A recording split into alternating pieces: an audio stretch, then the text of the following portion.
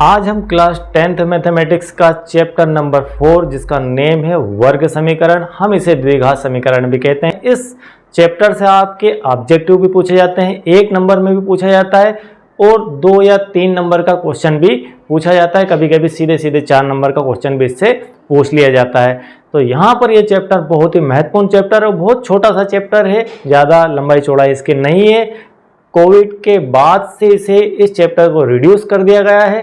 तो हमें क्या क्या पढ़ना है और इसका इंट्रोडक्शन क्या है हम आज समझ लेते हैं। यहाँ पर द्विघात समीकरण और वर्ग समीकरण, तो किसी भी इक्वेशन, हर एक इक्वेशन का, हर एक चैप्टर का अपना मीनिंग होता है और उस चैप्टर का अपना एक मानक रूप भी होता है कि किस फॉर्म में हम उस चैप्टर को पढ़ने वाले हैं। तो हमारा जो चैप्टर है यहाँ पर द्विघात समीकरण, जिसे हम वर्ग समीकरण भी कहेंगे, उसका जो मानक रूप है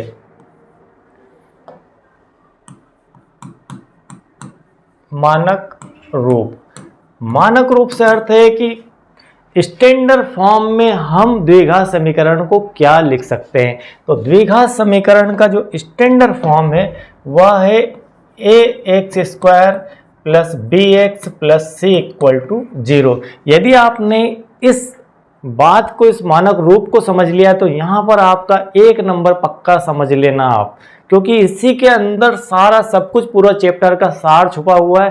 पूरा चैप्टर इसी के अंदर चलने वाला है, इसके टर्म्स एंड कंडीशन पर ही चलेगा। तो ax² bx plus c equal to 0, जहाँ पर a नॉट इक्वल टू 0 है, a की वैल्यू 0 नहीं होना चाहिए। और जानकारी है कि a b एंड c जो है आपके वास्तविक नंबर है। कैसे नंबर है? वास्तविक संख्याएं हैं। a b और c वास्तविक संख्याएं हैं और a नॉट इक्वल टू 0 होना चाहिए। ऐसे स्वरूप को हम लिखते हैं ax² bx plus c equal to 0। चूंकि वर्ड है हमारा समीकरण, तो समीकरण का अर्थ है कि इक्वल टू में कुछ होना चाहिए, मतलब इक्वल टू का साइन का उपयोग करते हुए किसी को लिखा जाता है, किसी व्यंजक को लिखा जाता है, तब हम उसे कहते हैं समीकरण। और शब्द है यहाँ पर द्विघात या वर्ग। तो वर्ग से अर्थ है कि हमने बहुपद के अंदर भी पढ़ा था कि ax² plus bx plus c, यह हमारा द्विघात बहुपद था। हमने इसे क्या कहा था? द्विघात बहुपद कहा था। द्विघात बहुपद कहा था, क्यों कहा था? जिसकी घात 2 हो वह द्विघात बहुपद होता है। और इसके अंदर भी हमने कंडीशन लगाई थी कि ये नॉट इक्वल टू 0 होना चाहिए। और इसी द्विघात बहुपद से हमारा द्विघात समीकरण बना है। अब हमने इसके अंदर क्या प्लस कर दिया? इसके अंदर सिर्फ एक चीज और ऐड कर दी कि इसके इक्वल टू में हमने यहाँ पर 0 लगा दिया है, तो यह बन गई है समीकरण। तो द्विघात बहुपद और द्विघात समीकरण में कोई अंतर नहीं है। समीकरण शब्द का अर्थ ही है कि इक्वल टू का साइन, और यहाँ पर इक्वल टू का साइन उपयोग कर लिया गया है, इसलिए यह द्विघात बहुपद से द्विघात समीकरण हो चुका है। ठीक है, तो यह हमारा हुआ मानक स्वरूप और उसकी जानकारी। हम इस चैप्टर के अंदर मेनली पढ़ने वाले हैं। तो यहाँ पर 1 नंबर की कवरिंग के लिए मैं आपको बताता हूँ कि द्विघात समीकरण को हम और किस किस तरीके से लिख सकते हैं। आप थोड़ा सा विचार कीजिए कि ये इसके अंदर है 3 टर्म। 3 टर्म है। कौन कौन सी 3 टर्म है? एक ये वाली टर्म है, एक ये टर्म है और एक टर्म। अगर हम ऐसा लिख दें ax² plus bx equal to 0, अब यहाँ पर जो c है वह गायब हो चुकी है। c क्या हो गई? गायब हो चुकी। तो क्या यह समीकरण आपके वर्ग समीकरण है या नहीं है? चलिए अब हम यहाँ से इसको गायब कर देते हैं। तो ax² plus c equal to 0। अब आप बताइए कि क्या आपके यह समीकरण एक वर्ग समीकरण है या नहीं है? अब हम पहली टर्म गायब कर देते हैं। तो bx plus c equal to 0 लिखा गया है। क्या यह आपकी वर्ग समीकरण है या नहीं है? ये एक विचारणीय क्वेश्चन है और यह हम समझना आना चाहिए। और यह बात इतनी से समझ में आ गई तो आपको पूरा मानक स्वरूप सहित सब कुछ समझ में आ जाएगा। हमने हमारा जो स्टैंडर्ड फॉर्म है उसके अंदर एक चीज विशेष रूप से सीखी कि a नॉट इक्वल टू 0 होना चाहिए। इसका अर्थ है कि a की वैल्यू यहाँ पर 0 नहीं होना चाहिए, वह वास्तविक संख्या ही होना चाहिए। यदि ए की वैल्यू 0 हो जाएगी तो यह टर्म आपकी समाप्त हो जाएगी, और यह टर्म समाप्त होने के बाद ये जो द्विघात वर्ड है या द्विघात वर्ड ही समाप्त हो जाएगा, क्योंकि उसके अंदर घात 2 बचेगी ही नहीं। जब घात 2 ही नहीं बचेगी तो वह द्विघात समीकरण कैसे बचेगी? तो इसलिए ए नॉट इक्वल टू 0 होना अनिवार्य है। इसके बाद सब कुछ 0 हो सकता है। तब हम इन तीनों के आंसर कुछ इस प्रकार से दे सकते हैं कि हमारा जो ये पहला है यह आपका द्विघात है या नहीं है। तो हमें द्विघात के मानक स्वरूप से ये पता है कि a की वैल्यू सिर्फ 0 नहीं होना चाहिए, a की वैल्यू कुछ ना कुछ होना चाहिए। तो यहाँ पर a की वैल्यू है, इसलिए हम कह सकते हैं कि यह हमारे द्विघात समीकरण बनती है। अब सेकंड में देखते हैं, यहाँ पर c है, x वाला टर्म नहीं है, कोई बात नहीं है। हमें सिर्फ कंडीशन याद रखनी है कि a नॉट इक्वल टू 0 होना चाहिए। तो यहाँ पर a की कोई वैल्यू है, a उपस्थित है, प्रेजेंट है, तो हम कह सकते हैं कि यह भी आपका द्विघात बहुपद है, द्विघात समीकरण है। और तीसरे के अंदर आप देखिए bx plus c equal to 0 दिया गया है। तो bx plus c equal to 0 के अंदर हमारा यहाँ पर a जो है वो इक्वल टू 0 हो चुका है। इसका अर्थ ये समझ लें कि a इक्वल टू 0 हो चुका है, क्योंकि a की जो टर्म है वह टर्म है ही नहीं। अगर ये नहीं है तो हम इसको ऐसा भी समझ सकते हैं कि 0x² कहीं लिखा होगा। इसे अगर कोई लिखने को कहे तो हम ऐसा लिख सकते हैं कि 0x², तो 0 है। इसका अर्थ है कि यह जो टर्म है यह 0 हो चुकी है a की, और a की वैल्यू जब 0 हो चुकी है तो यहाँ से आपका x² का पद गायब हो चुका है, और x² का पद गायब हो गया। इसका अर्थ है कि यह आपका वर्ग समीकरण नहीं है।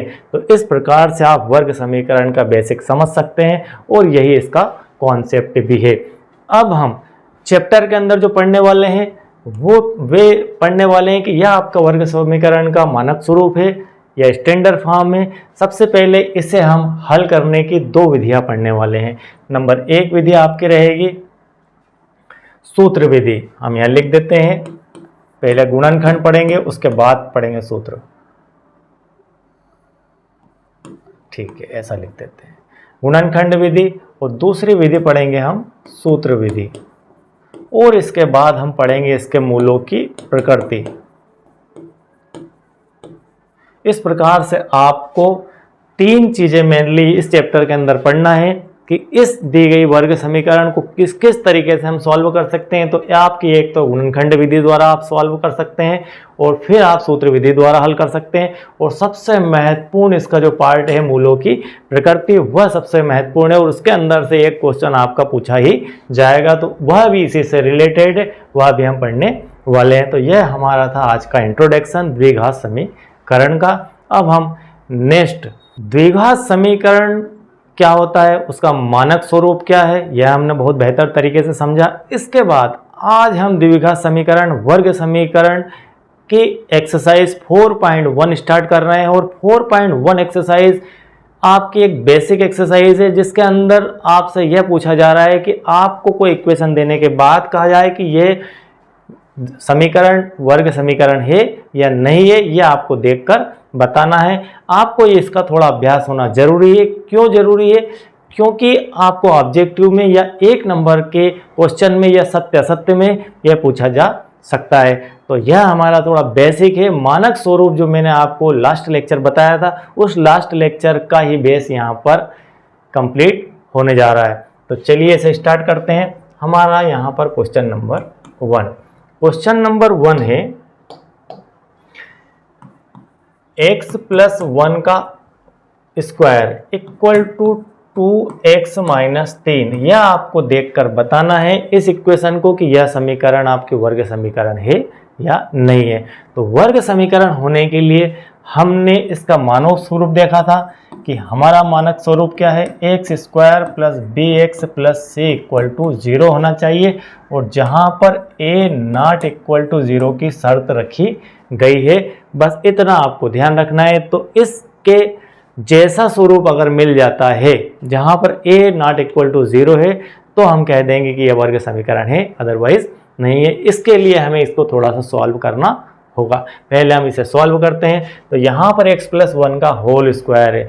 हम जानते हैं फार्मूला ए प्लस बी का होल स्क्वायर इक्वल टू होता है A square plus B square plus 2ab। इस फार्मूले से हम a प्लस बी के होल स्क्वायर को ओपन कर सकते हैं और इसी का यूज़ हम यहाँ पर करते हैं।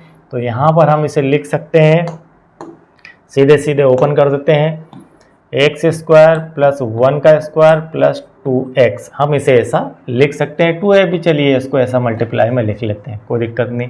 इक्वल टू 2 का मल्टीप्लाई इससे किया है तो 2x माइनस 3 दूना 6। अब थोड़ा सा इसे और सॉल्व कर लेते हैं, तो x square plus 1 plus 2x equal to 2x minus 6। इन सबको इस तरफ ले आते हैं क्योंकि हमारे स्टैंडर्ड फॉर्म के अंदर इक्वल टू में 0 है। इन सबको उठा के इधर ले आओ, तो यहाँ पर x square plus 1 plus 2x minus 2x और प्लस का 6 इक्वल टू 0 हो गया। अब यहाँ सॉल्व करते हैं, तो यहाँ प्लस का 2x माइनस का 2x कैंसिल होता है और फाइनली हम 6 और एक साथ लिख देते हैं, तो x square plus 7 equal to 0 यह हमारा आ जाता है। अब इसे चेक करके बताइए कि क्या ये इसके जैसा है या अलग है। X square plus b x plus c equal to 0 से क्या एक्स स्क्वायर प्लस 7 मैच होता है या नहीं है, तो इसको इसके नीचे रख के और इधर ही हम चेक करते हैं इसे। X square plus b x plus c equal to 0। अब आप इसे चेक कीजिए और इसके अंदर एक शर्त हमारी ये है कि ए नॉट इक्वल टू 0 होना चाहिए, मतलब ए वाली जो टर्म है, ए वाला जो पद है वह होना चाहिए। तो यहाँ पर ए एक्स स्क्वायर वाला पद तो है, मतलब ये कंडीशन तो आपकी फॉलो होती है। अब बात आती है बी एक्स प्लस सी की, तो बी एक्स इसके अंदर नहीं है, सी की वैल्यू दी गई है, उससे कोई फर्क नहीं पड़ता है। सबसे अनिवार्य है कि हमें एक्स स्क्वायर वाला टर्म होना चाहिए। एक्स स्क्वायर वाला टर्म यहाँ पर है। अगर आप इसको थोड़ा सा और मॉडिफाई करके लिखना चाहें, क्योंकि हम कह रहे हैं कि इससे तुलना करने की और आप कह रहे हैं कि यहाँ पर बी एक्स तो है ही नहीं, चलिए ओके हम इसे चेंज करके लिख देते हैं। हम इसे लिख देते हैं यहाँ पर एक्स स्क्वायर प्लस 0 गुणित एक्स धन 7 बराबर 0। मैंने इसको ऐसा चेंज करके लिख, एक्स स्क्वायर यहाँ पर 1x square plus 0x plus 7। अब आप इससे तुलना कर लीजिए, a की वैल्यू क्या है, यहाँ पर a की वैल्यू 1 है, b की वैल्यू क्या है 0 है और c की वैल्यू क्या है 7 है। इसका मतलब तीनों की वैल्यू है और हम इस कंडीशन में कह सकते हैं कि यह हमारी मानक स्वरूप के इक्वल है, बराबर है, जैसा है। तो हम यहाँ पर कह सकते हैं कि यह जो क्वेश्चन नंबर 1 है हमारा, यह हमारा वर्ग समीकरण का ही स्वरूप है। यह जो समीकरण दी गई है यह एक वर्ग समीकरण ही है। तो इस प्रकार से आपको चारों तरफ देखकर ध्यान रख के वर्ग समीकरण की तुलना करना है।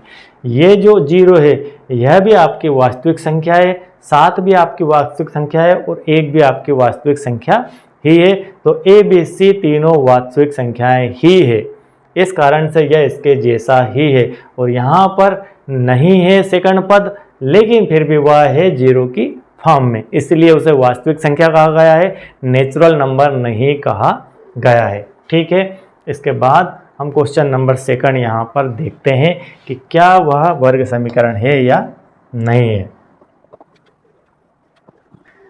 सेकंड है x square minus 2x, x square minus 2x equal to -2 है, थोड़ा सा ब्लेयर है वहाँ पर, और 3 माइनस एक्स है, 3 माइनस एक्स है। जो लिखा हुआ है उसे ही सॉल्व कर देते हैं, जो भी लिखा होगा बात की बात है।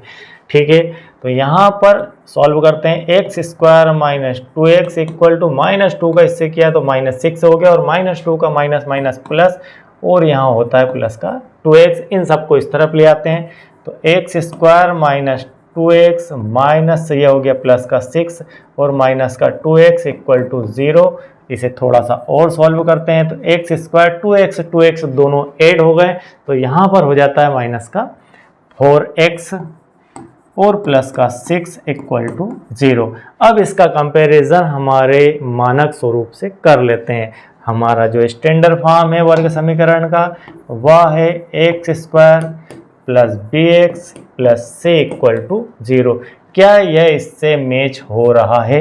तो हाँ, यह इससे मैच हो रहा है, क्योंकि यहाँ पर एक कंडीशन हमारी a नॉट इक्वल टू 0 की होती है और वह भी फॉलो हो रही है। मतलब यह पद होना अनिवार्य है एक्स स्क्वायर का, यह पद हमारे पास है द्विघात होने के लिए, और बाकी के दोनों पद यहाँ पर कंप्लीट मौजूद हैं। तो इसलिए हम कह सकते हैं कि यह हमारा वर्ग समीकरण होता है, या हम इसे वर्ग समीकरण के रूप में देखेंगे। इसके बाद हम देखते हैं क्वेश्चन नंबर 3। यह हमारा क्वेश्चन नंबर 3 है, और इसे भी पहले का ही क्वेश्चन नंबर 3 है यह, ठीक है, 3 नहीं है, पहले का 3 है। इसको भी चेक करके देखना है कि क्या यह हमारा वर्ग समीकरण है या नहीं है। तो सबसे पहले इन दोनों का मल्टीप्लाई, यहाँ पर कुछ बेसिक भी हम सीख रहे हैं, सिर्फ आप इसे स्किप ना करिए, देख के ये सिर्फ देखना है, देखना नहीं, हम थोड़ी सी प्रैक्टिस कर रहे हैं कि किस प्रकार से इस प्रकार के क्वेश्चनों को सॉल्व किया जाता है। इनकी आवश्यकता लगेगी आपको, इस प्रकार के इक्वेशन बनाना पड़ेंगे आपको, तो बनाएंगे कैसे, इस प्रकार की कंडीशन निर्मित होगी तब गुणा भाग कैसे करेंगे। तो यहाँ पर चर राशियों का गुणा भाग किस प्रकार से किया जाता है, इसकी एक्सरसाइज भी हो रही है। एक्स का मल्टीप्लाई एक्स से करना है, एक्स स्क्वायर, एक्स का 1 से किया, प्लस एक्स, -2 का इससे किया तो -2x, और -2 का 1 से किया तो -2। हमें इस प्रकार का मल्टीप्लाई करने के लिए पहले इसका मल्टीप्लाई इन दोनों से, फिर इस -2 का इन दोनों से करना है। इसके बाद यही स्टेप फिर दोहराते हैं, एक्स का इससे किया x से, एक्स स्क्वायर, एक्स का 3 से किया तो 3x, एक का ऋण x हो गया और ऋण 1 का ये हो गया -3। इस प्रकार से ये मल्टीप्लाई हो गया दोनों कोष्ठक का। अब यहाँ से हम लेते हैं इसकी नेक्स्ट स्टेप, ठीक है, x square plus x -2x -2, इन सबको उठा के इधर ले आते हैं तो -x स्क्वायर -3x प्लस का 1x और प्लस का 3 इक्वल टू 0। ये चारों इस तरफ आए तो इनके चिन्ह परिवर्तित हो गए, ये एक्स स्क्वायर माइनस का हो गया, ये माइनस का 3x हो गया, ये माइनस था तो प्लस का और ये माइनस था तो प्लस। अब इसे सॉल्व कर लेते हैं, देखते हैं क्या क्या काटापिटी हो रही है। एक्स स्क्वायर यहाँ पर प्लस का माइनस का कैंसिल, यहाँ पर प्लस का 1x प्लस का 1x दोनों मिलके हो गए प्लस के 2x, और ये माइनस का 2x, तो ये तीनों मिलकर कैंसिल। अब क्या बचता है हमारे पास, बचता है माइनस का 3x, और 3 में से 2 गए तो 1, तो यहाँ पर है माइनस का 3x और प्लस का 1, और क्या बच रहा है, कुछ भी नहीं बच रहा है, इक्वल टू 0 फाइनली आ चुका है। तो इस प्रकार यह क्वेश्चन यहाँ तक पहुँचा। अब आपको इसकी तुलना करना है, x square plus b x plus c equal to 0 and a not equal to 0 की शर्त के साथ। तो अभी तो यह शर्त पूरी ही नहीं हो पा रही है, यहाँ पर हमारा एक्स स्क्वायर वाला टर्म यहाँ पर गायब है, तो हम कह सकते हैं कि यह हमारा वर्ग समीकरण नहीं है, ठीक है, यह हमारा वर्ग समीकरण नहीं है, क्योंकि वर्ग समीकरण होने के लिए सबसे अनिवार्य शर्त है कि a नॉट इक्वल टू 0 होना चाहिए, और यहाँ पर a नॉट इक्वल टू 0 हो चुका है, तो हम यहाँ पर इसे वर्ग समीकरण नहीं मानते हैं। इसी प्रकार से नेक्स्ट क्वेश्चन देखते हैं, हमारा क्वेश्चन नंबर 4 सॉल्व करते हैं। सबसे पहले ब्रैकेट ओपन करते हैं, तो ब्रैकेट ओपन करने के लिए इनका मल्टीप्लाई करना होगा। मल्टीप्लाई करने के लिए x का 2x से किया तो होता है 2x स्क्वायर, 2x का 1 से किया तो 1x, -3 दूना 6x और -3 बराबर x का x से किया तो x स्क्वायर, और यहाँ पर होता है 5x। अब इन सबको उठाकर इधर ले आते हैं, तो यहाँ होता है 2x square plus 1x minus 6x minus 3 और माइनस एक्स स्क्वायर और माइनस का 5x इक्वल टू 0, ठीक है। अब थोड़ा सा और सिंप्लीफाई कर लेते हैं, तो यहाँ पर 2x स्क्वायर में से 1x स्क्वायर माइनस होता है, तो हमारे पास बचता है 1 प्लस का x स्क्वायर, ठीक है। ये दोनों स्टेप सॉल्व हो चुकी है। अब आगे बढ़ते हैं, दो टर्म के बाद 6x माइनस का है और 5x माइनस का है, तो यहाँ पर माइनस के 11x हो चुके हैं, ठीक है, ये भी। अब प्लस का 1x और बच गया है, इसे भी लिख लेते हैं और सॉल्व कर देंगे। अब यहाँ पर माइनस का 3 बच चुका है और इक्वल टू 0। चलिए थोड़ा सा और सॉल्व कर देते हैं। 11x में से 1x माइनस हुआ तो माइनस का 10x और -3 बराबर 0। इसकी तुलना करते हैं हमारे मानक स्वरूप से। मानक स्वरूप है हमारा ax² plus bx plus c equal to 0। क्या ये इसके जैसा है? तो हाँ, ये इसके जैसा है। और एक इसकी जो अनिवार्य शर्त है a≠0, तो यह इसको पूरा कर रहा है। इसके अंदर घात 2 वाला पद अवेलेबल है, मौजूद है। तो हम कह सकते हैं कि ये जो है हमारा वर्ग समीकरण का ही समीकरण है। ठीक है, के जैसा नहीं, वर्ग समीकरण ही है वो। ठीक है, तो हम इसे यहाँ देखकर कह सकते हैं कि यह हमारा वर्ग समीकरण है। और इसको चेक करने का यह तरीका होता है, जिसके अंदर इस प्रकार जो क्वेश्चन हैं इबारत वाले वह पूछे जाते हैं और उन्हें वर्ग समीकरण और गुणनखंड विधि से, दोनों विधियों से सॉल्व किया जाता है। तो हम दोनों विधियों को यहाँ पर सीखेंगे। तो बहुत ही महत्वपूर्ण इंटरेस्टिंग चैप्टर है, जिसे आपको बहुत बेहतर तरीके से समझना होगा।